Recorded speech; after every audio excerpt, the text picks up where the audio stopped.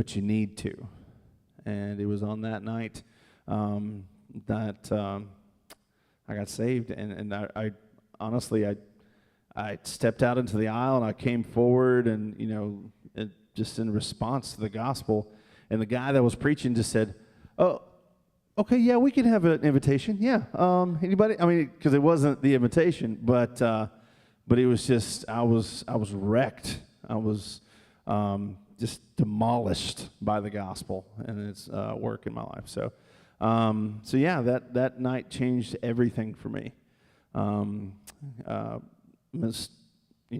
Coach Jackson, Miss Pam, she dropped me off at the house. My parents were already asleep, and I went into their room, burst in the room. I said, "Mom, Dad," and my dad shot up. What's wrong? What's wrong?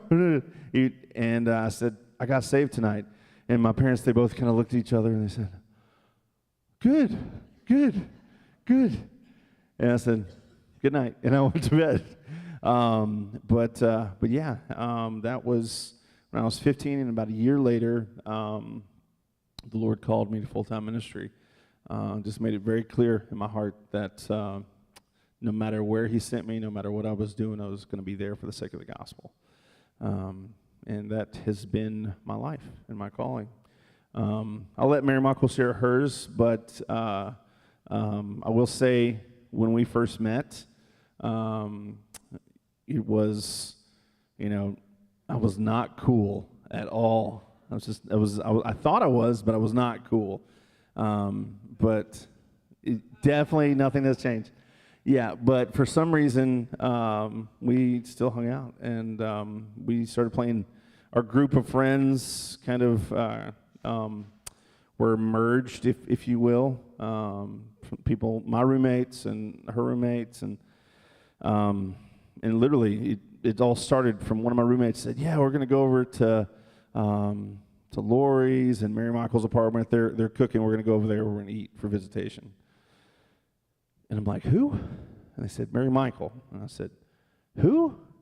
They said, "Mary Michael. You know, this is Lori's roommate. It's Pam. Was it Pam at that time? And yeah, their roommate. You know them." I was like, "Mary Michael," and just her name, which is not a normal name. I was just like, who's? She's like, and they tried describing her. "Oh yeah, she's really pretty. I'm like, I have no idea who you're talking about. And so, just for whatever reason, the first time I heard her name, there was just something different. Like it caught something in my heart. And then she cooked. And cannot get over that. But yeah, and then it was very clear the Lord's direction as I went, and I once again tried to be cool in the apartment. And from the first time I saw her, and she gave me a plate of food, spaghetti. You remember that? It was so good. You volunteers, that's what we're having tonight. What? Yeah. So that was that, and we literally just started, spending time together. I hijacked my roommate's computer on AOL Instant Messenger. For realsies. Anyway, and I saw that he was, messaging her, and I said, "Get out of the way." And I threw him on the floor, and I sat down at his chair, and I started typing a message. It's with a keyboard. It's like a keyboard. And I just said, "Hey," and I just started kind of in the middle of the conversation, and before too long, like 2-3 messages, she said, "Who is this?" And I said, "Who do you think this is?" And she said, "Ronnie." And I was like, yes it is.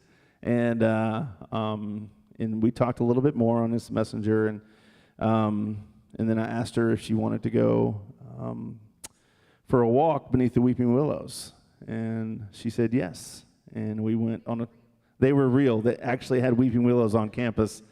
It was over like a drainage ditch, but still, it was weeping willows. But we went for a walk, and we walked like around campus like most of the night. There was curfew, so we were, yeah, it was most, anyway. And we just talked, shared our testimony. I shared about some recent stuff that I was able to do ministry-wise with World Changers, and just where my heart was with what God wanted me to be doing.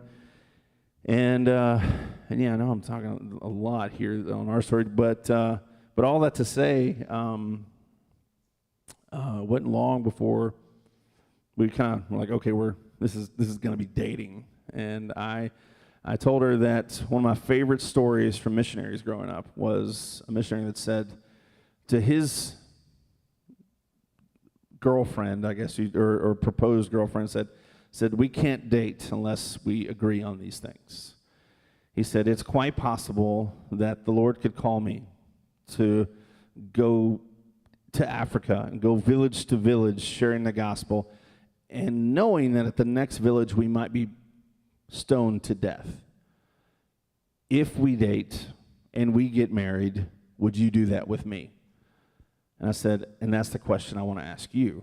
If the Lord takes us to a village in Africa or anywhere where upon the threat of pain of death for sharing the gospel, would you go with me? And she said, yes. I said, okay, now we can date. And we started dating. And it's been absolute awesome bananas adventure ever since. Now it's Mary Markle's turn. Oh, clapping's not necessary. Unless you're clapping for him, that's fine. If you know me, you know I don't like a microphone, and I don't like to sit in front of people and talk, so this is going to be brief. I spent a lot of time in church, kind of like Ronnie as a kid. My parents grew up in different church settings, and so they didn't really have a particular pattern that they wanted to follow. My mom just knew that we needed something, and that wasn't because she had a relationship with the Lord. It's just she knew that she couldn't do it on her own. Anyway, series of events. We ended up at a particular church. I had great teachers in elementary school who shared the gospel with me. I knew all of the stories. Was very good at the Bible drill, which I think we should bring back because I feel like us adults are not so good at that anymore. Anyway, we were sitting in church. I was 10. I couldn't tell you what the pastor was preaching about. I just knew that at that point the Lord was telling me I needed a relationship with him. I knew all the stuff. I just didn't